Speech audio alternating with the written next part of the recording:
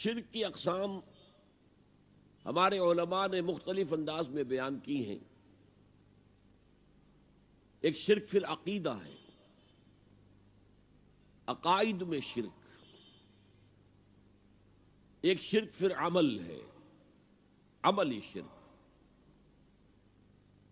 ایک شرک جلی ہے، کھلم کھلا شرک، نمایاں شرک، واضح شرک۔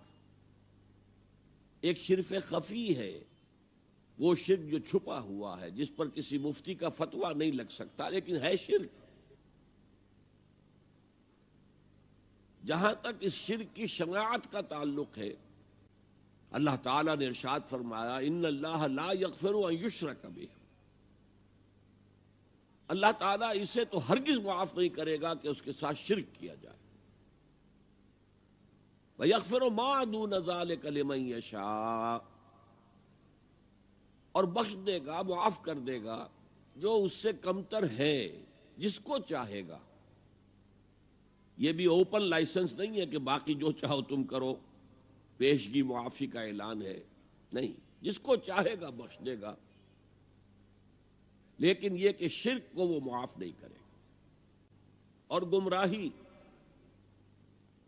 یہ چاہے عقیدے کی ہو، نظریے کی ہو، خیال کی ہو، اور چاہے عمل کی ہو، اخلاق کی ہو، ان سب کے ڈانڈے شرک سے ملتے ہیں۔ یہ شرک کے شجرہ خبیثہ کی شاخیں ہیں۔ ایک اور عظیم حقیقت بھی میں چاہتا ہوں کہ پہلے سے آپ جان لیں۔ یہ شرک ہر دور میں نیا بھیس اور نیا لبادہ اوڑھ کر آتا ہے، اور اس کے لیے بڑی حقیقت بین نگاہ کی ضرورت ہے، جو ظاہری پردوں کو چیر کر حقیقت تک پہنچ سکے۔ ورنہ اکثر کیا ہوتا ہے کہ ہمارے اسلاف نے، بزرگوں نے اپنے دور کے شرک کو سمجھ کر، پہچان کر، اس کے خلاف جو فتوے دیے، جو مذمت کی، بعد میں آنے والے ان سے تو اجتناب کرتے ہیں، لیکن جو خود ان کے دور کا شرک ہوتا ہے اس کی پہچان ہی انہیں نہیں ہوتی۔ لہذا اپنے کئی انتہائی موحد سمجھنے کے باوجود وہ شرک میں مبتلا ہوتے ہیں، اس لیے کہ انہیں اس شرک کا احساس ہی نہیں، ادراک ہی نہیں، شعور ہی حاصل نہیں۔ چنانچہ اس کے لیے وہ نظر چاہیے جس کو شاعر نے کہا ہے، بہر رنگے کے خواہی جامہ بھی پوش، من اندازے قدت رامی شناسم۔ تم جس رنگ کا، جس وضاقتہ کا لباس چاہو پہن لو، میں تمہیں تمہارے قد سے پہچان دوں گا۔ تو قد سے پہچان لینا یہ ضروری ہے شرک کے معاملے میں، کہ آدمی یہ سمجھے کہ ہمارے دور کا اصل شرک کیا ہے، ورنہ وہی ہوگا جو میں عرض کر چکا ہوں کہ وہ گزشتہ ادوار میں علماء نے شرک کی جن قسموں اور صورتوں کی نفی کی، تردید کی، ان سے تو بچ رہے ہیں، لیکن اپنے دور کے شرک میں کھلم کھلا ملوث ہے۔ شرک فی الذات، اللہ کی ذات میں کسی کو شریک کر دینا، یہ بدترین شرک ہے، عریاں ترین شرک ہے، اور اس شرک پر اللہ کا غضب بہت بھڑکتا ہے۔ دوسرا شرک ہے شرک فی الصفات۔ یہ ذرا ٹیڑھا معاملہ ہے کہ صفات کے لیے ہماری زبان میں جو الفاظ ہیں وہ محدود ہیں، وہی الفاظ اللہ کے لیے بھی مستعمل ہیں اور مخلوقات کے لیے بھی۔ اللہ بھی موجود ہے، ہم بھی موجود ہیں، وجود ایک وصف اور صفت مشترک ہو گیا۔ اللہ بھی علیم ہے، انسانوں میں عالم بھی ہوتے ہیں، علامہ بھی ہوتے ہیں، علم جو ہے ایک قدر مشترک ہو گیا۔ اللہ قدیر ہے تو انسانوں کو بھی کچھ نہ کچھ قدرت تو ہر ایک کو اس نے دی ہوئی ہے، تو وہ بھی ایک قدر مشترک ہو گئی، وصف مشترک ہو گیا۔ اللہ زندہ ہے، ہم بھی زندہ ہیں، یہ بھی ایک قدر مشترک ہے۔ اللہ دیکھتا ہے، ہم بھی دیکھتے ہیں، اللہ سنتا ہے، ہم بھی سنتے ہیں، اللہ ارادہ کرتا ہے، ہم بھی ارادہ کرتے ہیں، اللہ کلام کرتا ہے، ہم بھی کلام کرتے ہیں۔ یہ جو اشتراک لفظی ہے اس کی وجہ سے بہت بڑے مغالطے واقع ہو جاتے ہیں۔ تیسرا شرک ہے شرک فی الحقوق، جو حق صرف اللہ کا ہے اس میں کسی اور کو شامل کر دینا۔ یہ اصل میں شرک عملی کی مختلف صورتیں ہوں گی کہ جو اس تیسرے عنوان کے تحت ہمارے ہاں زیر بحث آئیں گی۔ اب آئیے ہم ترتیب کے ساتھ چلتے ہیں۔ شرک فی الذات، یہ دو قسم کے مذاہب میں دو مختلف صورتوں میں ظاہر ہوا۔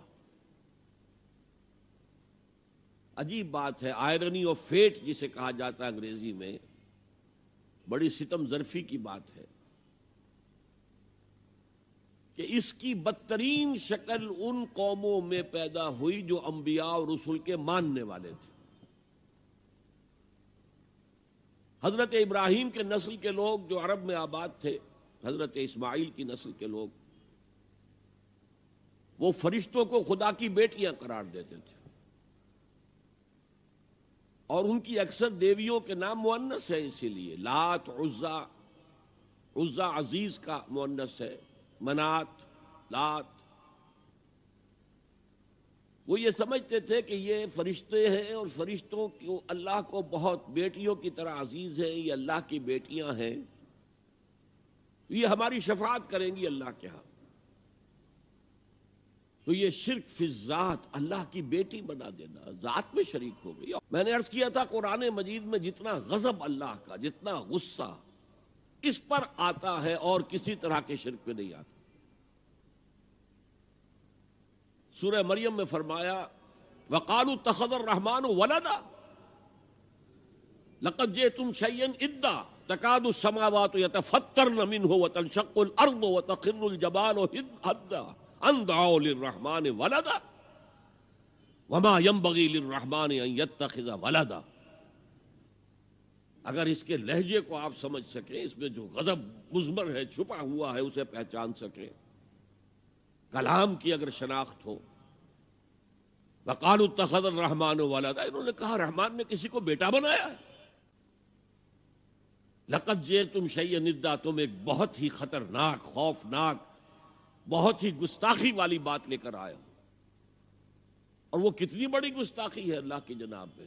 تَكَادُ السَّمَاوَاتُ يَتَفَطَّرْنَ مِنْهُ، اس گستاخی کی وجہ سے آسمان پھٹ پڑنے کو ہے، وَتَنشَقُّ الْأَرْضُ، اور زمین شق ہو جانے کو ہے، وَتَخِرُّ الْجِبَالُ هَدًّا، اور پہاڑ جو ہے وہ دھماکے کے ساتھ گر جانے کو ہے، أَن دَعَوْا لِلرَّحْمَنِ وَلَدًا، کہ ان بدبختوں نے اللہ کے لیے، رحمان کے لیے کسی کو بیٹا بنایا ہے۔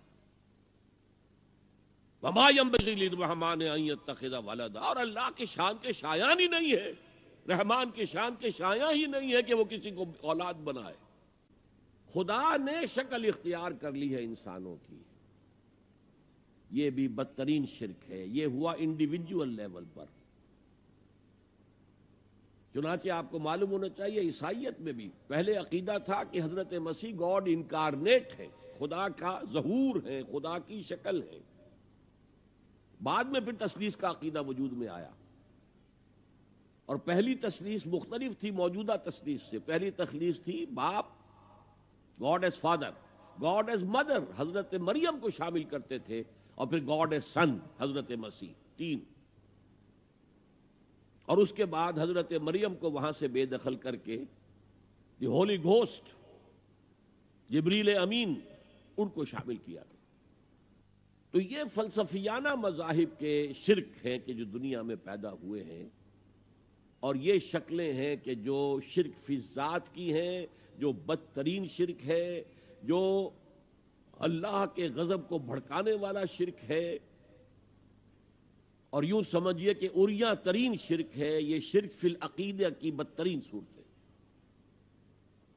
اسی کی نفی کی ہے اللہ نے بہت جامعیت کے ساتھ، 4 آیتوں کی ایک صورت میں جس کو حضور نے کہا کہ سنو سے قرآن کے مساوی ہے، تہائی قرآن کے برابر ہے، سورہ اخلاص۔ قل هو اللہ احد اللہ الصمد لم یلد ولم یولد ولم یکن لہ کفوا احد۔ کہہ دو، اعلان کر دو اے محمد صلی اللہ علیہ وسلم، اللہ اکیلا ہے، احد، اللہ ایک نہیں، ایک تو واحد سے کا ترجمہ ہوگا، اللہ واحد، احد، اکیلا، تنہا، کوئی اس کا ساجی نہیں ہے۔ اللہ الصمد، صمد اس کو کہتے ہیں کہ جس کا کوئی سہارا لیا جائے، جس کے سہارے سے کوئی چیز قائم ہو۔ اللہ قائم بالذات ہے، اپنی ذات سے قائم ہے، پوری کائنات اس نے تھامی ہوئی ہے، وہ چلا رہا ہے، آسمانوں اور زمینوں کو اس نے تھاما ہوا، انزالتا، کہیں اپنی جگہ سے ہٹ نہ جائے۔ آپ کو معلوم ہے کہ یہ عظیم سیارے اور یہ عظیم جو گیلیکسیز ہیں، ان کی اصل حقیقت کس قدر باریک معاملہ ہے، ان کا کس قدر باریک، لو سانس بھی آہستہ کہ نازک ہے بہت کام، آفاق کی اس کارگہ شیشہ گری کا، ان کے درمیان جو فاصلے ہیں، ان کی باہمی کشش ہے، اس کو ایک کشش ادھر سے کھینچ رہی ہے، ایک کشش ادھر سے کھینچ رہی ہے، تو یہ اپنی جگہ پر قائم ہے۔ اگر ادھر کی کشش ذرا سی بڑھ جائے وہ کھینچ لے گی اور وہ ٹکرا جائیں گے اور کائنات درہم برہم ہو جائے گی۔ یہ تو توازن ہے، اسی کو کہا ہے سورہ رحمان میں وَوَضَعَ الْمِيزَانَ۔ لوگوں نے سمجھا میزان سے مراد یہ زمین کی جو میزان جس میں ہم تولتے نہیں، وَالسَّمَاءَ رَفَعَهَا وَوَضَعَ الْمِيزَانَ، یہ سما سے متعلق ہے، کاسمک بیلنس ہے جس کی وجہ پر یہ کائنات قائم ہے، کاسمک بیلنس۔ بہرحال اللہ ہی ہے جو قائم بالذات ہے اور باقی سب اس کے سہارے قائم ہیں۔ لم یلد ولم یولد، نہ اس نے کسی کو جنا نہ وہ جنا گیا، نہ کوئی اس کے ماں باپ ہے اور نہ کوئی اس کی جورو ہے، نہ اس کی کوئی اولاد ہے۔ ولم یکن لہ کفوا احد، اور کوئی اس کا ہمسر ہم پلہ نہیں ہے۔ اب آئیے سب سے کٹھن وادی آ رہی ہے، شرک فی الحقوق۔ اللہ کے حقوق کیا کیا ہے انسان پر، اس کی اگر آپ گنتی کریں، لسٹ بنائیں تو بہت لمبی ہو جائے گی۔ اللہ کا شکر کرنا چاہیے، اللہ کی عبادت کرنی چاہیے، اللہ کے احکام پر چلنا چاہیے، اللہ کے عائد کردہ فریضے جو ہیں وہ ادا کرنے چاہیے، اللہ کی حرام چیزوں سے بچنا چاہیے، اللہ کی تعظیم و تکبیر کرنی چاہیے، اللہ کے دین کو غالب کرنے کے لیے جد و جہد کرنی چاہیے، اللہ کے کلمے کو سربلند کرنے کے لیے تن من دھن لگانا چاہیے، اللہ کے حقوق میں شمار ہو جائے۔ ایک لفظ ایسا ہے کہ جیسے کہتے ہیں ہم اپنی زبان میں ہاتھی کے پاؤں میں سب کے پاؤں، ایک لفظ ہے کہ جو جملہ حقوق کو اپنے اندر سمو لیتا ہے، وہ لفظ عبادت۔ یہی وجہ ہے کہ قرآن مجید میں تمام انبیاء اور رسول کی دعوت جو آتی ہے مختلف مکی صورتوں میں، وہ کیا ہے؟ سب نے یہ کہا یا قوم اعبدوا اللہ ما لکم من الہ غیرہ، اے میری قوم کے لوگوں اللہ کی عبادت کرو، تمہارا کوئی اور معبود نہیں ہے سوائے اس کے۔ اکثر جو گمراہ لوگ ہیں وہ یہ کہتے تھے وجدنا علیہ آبانا، بھائی ہم نے تو اپنے آباء و اجداد کو یہی کرتے دیکھا ہے، ہم تو یہی کریں گے۔ تو بھائی جیسے تم مخلوق ہو اور تم سے غلطی ہو سکتی ہے، گناہ ہو سکتا ہے، ایسے ہی تمہارے آباء و اجداد بھی انسان تھے، مخلوق تھے، غلطی ہو سکتی ہے۔ پیروی آباء و اجداد کی مت کرو، پیروی اس کی کرو، جیسا کہ سورہ لقمان میں آ گیا تھا وَاتَّبِعْ سَبِيلَ مَنْ أَنَابَ إِلَيَّ، پیروی کرو اس کی جس نے اپنا رخ اللہ کی طرف کر لیا۔ ایک ہے پرستش، پرستش ہوتی ہے محبت سے، کوئی زر پرست ہے، کوئی شہرت پرست ہے، کوئی اقتدار پرست ہے، کوئی وطن پرست ہے، کوئی قوم پرست ہے، کوئی خود پرست ہے، یہ پرستش۔ پرستار کہہ دیتے ہیں آج کل، جو مختلف ایکٹرز اور ایکٹریسز ہیں ان کے جو پرستار ہیں، پرستار کہلاتے ہیں۔ تو اللہ کی پرستش کے ساتھ اس کی اطاعت مطلقہ جمع ہوں گے تو عبادت بنے گی۔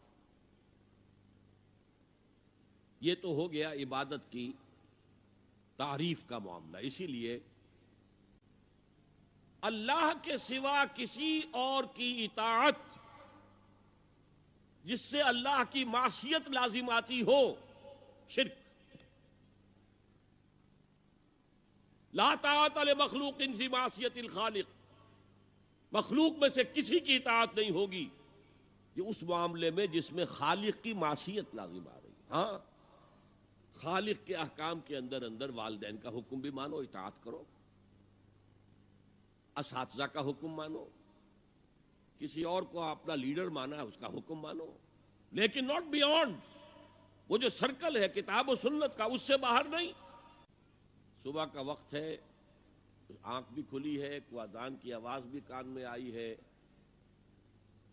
آپ کا نفس کہتا ہے ابھی سو جی.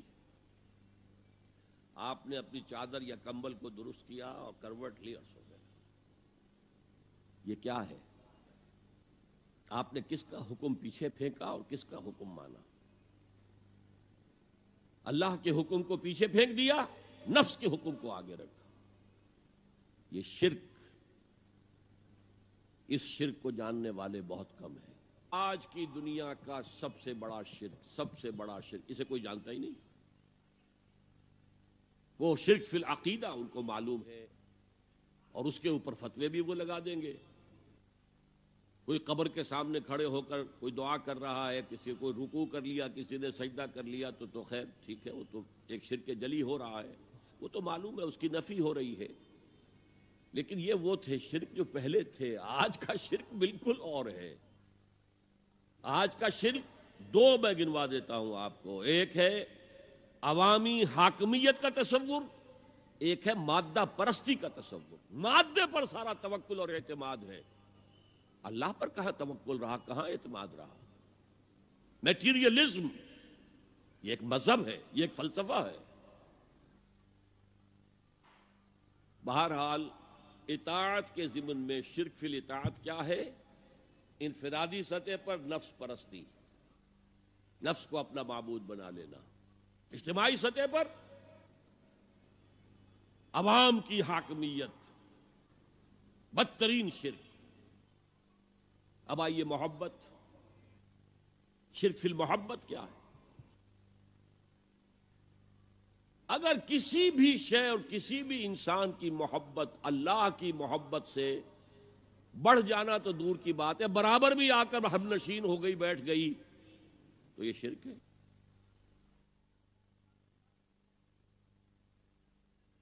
والذین آمنوا اشد حبا للہ. جب تک اشد محبت آپ میں اللہ کی نہیں ہوگی، اگر کوئی اور شے محبوب ہے تو من الناس من یتخذ من دون اللہ اندادا یحبونہم کحب اللہ. لوگوں میں سے ایسے بھی ہیں جنہوں نے اللہ کو چھوڑ کر کسی اور چیزوں کو مد مقابل بنا لیا ہے. ان سے وہ محبت کرتے ہیں جو اللہ سے کرنی چاہیے تھی. اگر تمہیں اپنے باپ، اپنے بیٹے، اپنے بھائی، اپنی بیویاں یا بیویوں کے لیے شوہر اور اپنے رشتہ دار اور اپنے وہ مال جو بڑی محنت سے کما کر کھتے بھرے ہوئے ہیں اور اپنی وہ تجارت جس کی کساد بازاری کا تمہیں اندیشہ رہتا ہے مندہ نہ ہو جائے، اور اپنے وہ محل، اپنی حویلیاں جو تم نے تعمیر کی ہیں اور بہت تمہیں محبوب ہیں، انہیں خوب فرنش کیا ہے، اگر یہ 8 چیزیں محبوب تر ہیں اللہ سے اور اللہ کے رسول سے اور اللہ کی راہ میں جہاد سے، تو جاؤ دفع ہو جاؤ، وہاں بیٹھ کر انتظار کرو یہاں تک کہ اللہ اپنا فیصلہ سنا دے. اور اللہ ایسے فاسقوں کو کبھی ہدایت نہیں دے گا.